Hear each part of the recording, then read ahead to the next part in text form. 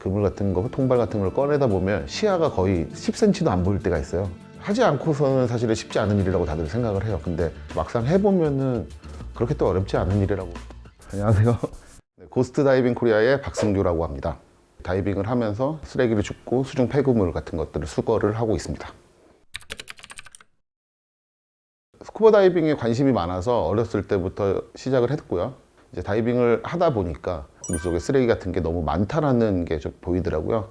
이제 그물 같은 거, 통발 같은 걸 꺼내다 보면 시야가 거의 10cm도 안 보일 때가 있어요. 자칫 잘못하면 내가 거기에 걸리거나 뭔가 같이 끌려 올라갈 수도 있다라는 것도 있고, 그다음에 뭐 정치망 같은 경우가 펼쳐져 있는데 사실 사람을 잡기에도 굉장히 유용할 수 있거든요. 그렇기 때문에 더 위험하다라는 생각으로 처음에 접근을 했다가 가까이 다가가 보니까 이제 뭔가 생물들이나 물고기 같은 것들이 많이 죽어 있거나 이제 거기에 걸려 있는 그런 것들을 좀 보면서 사실 다이빙을 할 수 있는 사람들의 어떻게 보면 특권이다라고 생각할 수 있기도 하고요.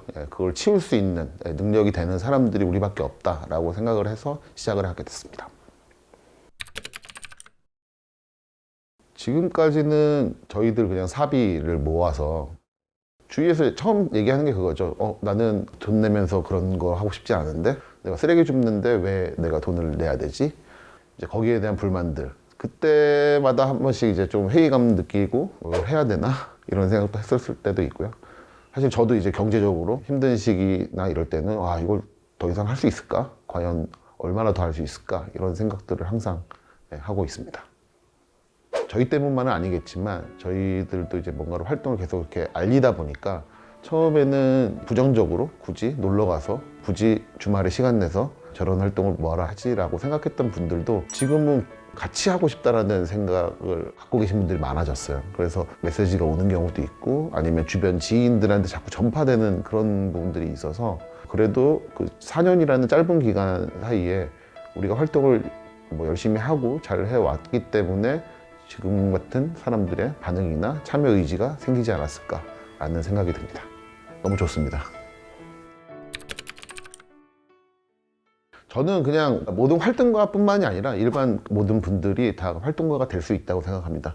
이제 하지 않고서는 사실은 쉽지 않은 일이라고 다들 생각을 해요. 근데 사실 막상 해보면은 그렇게 또 어렵지 않은 일이라고도 생각이 들거든요. 저 또한 제가 그냥 할 수 있는 걸 하고 있는 거고 그거를 함으로써 조금 더 영역을 넓히고 있는 상태이기 때문에 뭐 제가 누군가한테 어떤 활동가다라는 것보다는 여러분들과 똑같은 그냥 일반 사람으로서 다 같이 활동가가 될 수 있다라는 그냥 얘기를 하고 싶습니다.